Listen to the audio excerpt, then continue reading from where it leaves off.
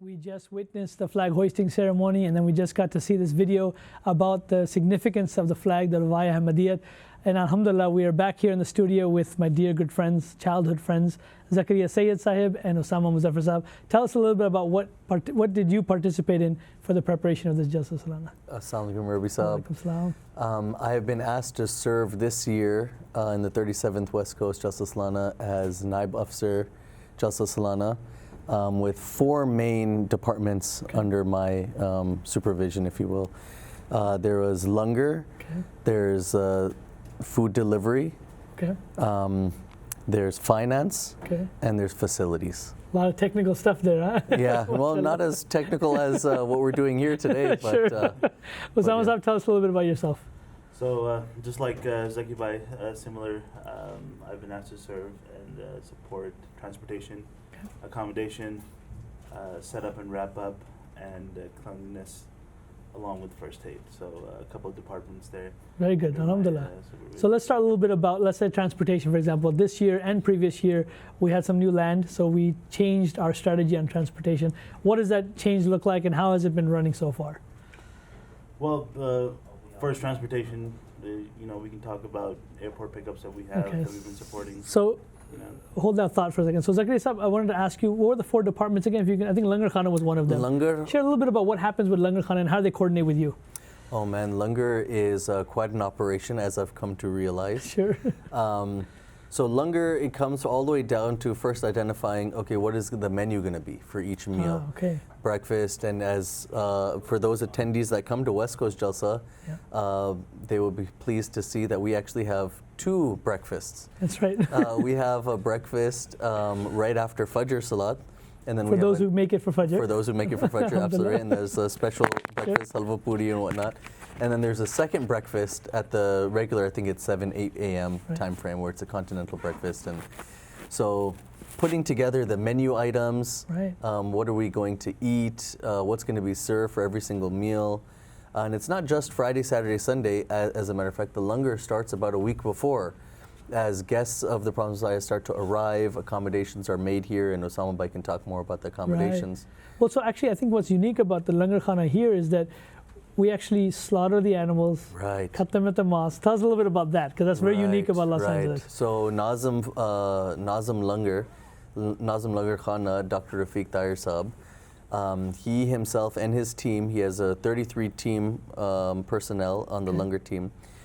They will go and find the steer, find the meat that they'll pick it out. They'll pick it out. They'll do the zibba of it. They prepare this is Los Angeles, right? All Los Angeles, right here in the California, Southern California. And they prepare the meat right here on premise at Bat al-Hamid Mosque in Chino. What does that preparation entail? That preparation first, obviously, is the zibba, the cleaning of all the meat. Then there is, and that alone is a huge, I can say it in like a 5-second sentence, but it takes days for them to do this, and the amount of attendees that we're anticipating to feed them, and that's one thing, again, we try to pride ourselves with is the quality of the food that we're providing to the guests of the Prophet Messiah. And so preparing it, and then there's also cutting it down and making sure it's in a size that's good for cooking in the big patile that we have. That's right. So there's quite a lot of preparation just on the meat side alone. I can imagine. So Usama Sahib, tell us a little bit back to the transportation as well. Just generally, what are some of the things that you're coordinating with? So as part of the Jalsa, obviously, there's many people coming in from around the world and many request transportation along with accommodations. So as they're filling out these requests, we're in the back end coordinating these pickups and accommodations that we need to do. What does a pickup look like? How is it 10 minutes away, 5 minutes away, or? So we're located in Chino, pretty far out. Our main airport is LAX. So it spans from LAX to John Wayne to Ontario, which is 50, 60 mile, a spread. And traffic can take hours. Otherwise, it can take less than 45, 50 minutes. So if you send a driver from here to pick up something from LAX and it's peak traffic time, how many hours will it take him to go and come back? 2 hours there, 2 hours back. There you go. Easily. That's amazing. But we make certain accommodations. We have. We pick them up, we're in communication with them, we have snacks available for them in the vans. and we make them feel very comfortable. So the ride is smooth, so they don't notice the 2 hours that they're traveling. I know you were also working with accommodations, and I know that you and I spoke about this quite lengthy, lengthy discussion about this, which is that here is also unique. We're not renting hotels. We're not, we're actually asking members to provide their homes. So how does that work? Well, if a member says, hey, I have a home, what happens next? I don't know. People are very generous. They offer their homes. There's people that have accommodated over 20 people in their homes. They themselves have left their rooms and are sleeping in their living room so they can make sure their guests are comfortable. And they do this for the 4 or 5 days, some even longer. And they're accommodating guests. And people graciously offer their homes. They're providing breakfast and meals and whatever they may need to make the guests comfortable in their home. And the same goes here at the masjid as well. There's over 80 people that we're accommodating here. Here on the well. premise, on at the premise, masjid. on premise.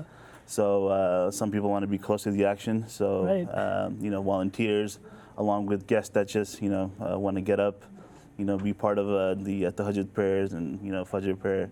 They don't want to leave. So, right. How long does the setup start for something like accommodation here at the mosque, for example? In the back end, we've started, a month ago, but our official, setup and, setup team, began about 15 days ago. Okay. Starts with obviously with facilities getting the tents up, and right after is, we talk to each departments what the plans are, what type of setup that they want, how they want the chairs arranged, what type of carpets that they want. And, we just get a bunch of guys, Khudam, and, we go, we set it up one by one with a big army, and we get it done. Alhamdulillah. Alhamdulillah. So, Zakaria, tell us a little bit about the facilities. What does that entail when you're coordinating with them? Right, so facilities is another department that I'm responsible for. We work very closely with the ladies as well as with the men on making sure that their needs are satisfied. For example, we have a large square footage of tents on the property. So the original Bait al-Hamid property is about 5 acres. Okay. And majority of it, if it's not a already pre-existing structure, the rest is almost covered entirely in a tent. Yeah, it's true. Which is incredible. And kind of piggybacking off of last year, we have got these commercial grade tents, very similar to what you see at International UK Jalsa.